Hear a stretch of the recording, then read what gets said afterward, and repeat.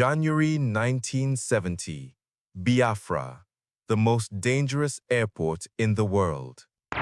Tower, this is Papa Charlie 3. I have visual on WIT. That's a highway? They called it Uli. By day, a road. By night, a 4,000-foot miracle. I'm coming in hot, flak at 2 o'clock. They're lighting me up.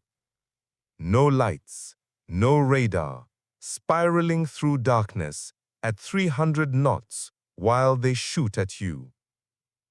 If my gear touches down and those kerosene lamps aren't there, we're dead.